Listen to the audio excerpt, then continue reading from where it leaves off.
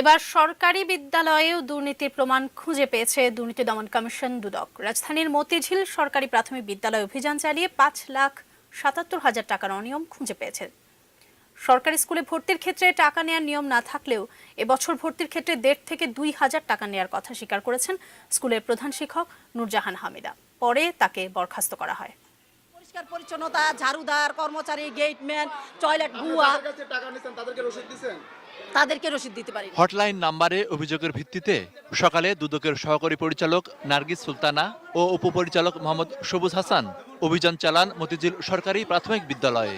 এ সময় স্কুলের প্রধান শিক্ষক নূরজাহান হামিদা দুদক কর্মকর্তাদের সঙ্গে তর্কে জড়িয়ে পড়েন। তিনি বলে যে হ্যাঁ, এখন পর্যন্ত আমরা 5,77,000 টাকা উত্তোলন করছি, কিন্তু তাকে যখন আমি জিজ্ঞেস করলাম যে আপনাদের রসিদ কই, তারা বলছে না, কোনো রকম রসিদ ছাড়াই করছে। আয় ব্যয়ের হিসাব চাইছে, সেটাও তারা দিতে পারে নাই।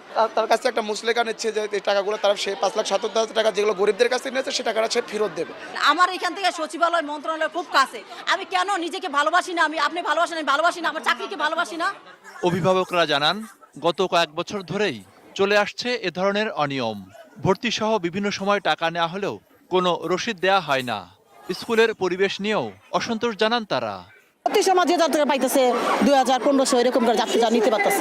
একটা একটু বাচ্চারা ভর্তি করেছে 1,600 টাকা দিয়ে। জায়গার ভিতরে পানির কোনো ব্যবস্থা নেই, পানি খাওয়া যায় না, পানিতে বন্ধ করে। বাথরুম পরিষ্কার না, বাথরুম অনেক নোংরা। দুদক কর্মকর্তারা জানান, স্কুলের এসব অনিয়মের কারণে কর্তৃপক্ষের বিরুদ্ধে ব্যবস্থা নিতে প্রাথমিক ও গণশিক্ষা মন্ত্রণালয়ে সুপারিশ করা হবে। এছাড়া আগের বছরগুলোতেও বিদ্যালয়টিতে কী ধরনের অনিয়ম হয়েছে তাও খতিয়ে দেখা হচ্ছে।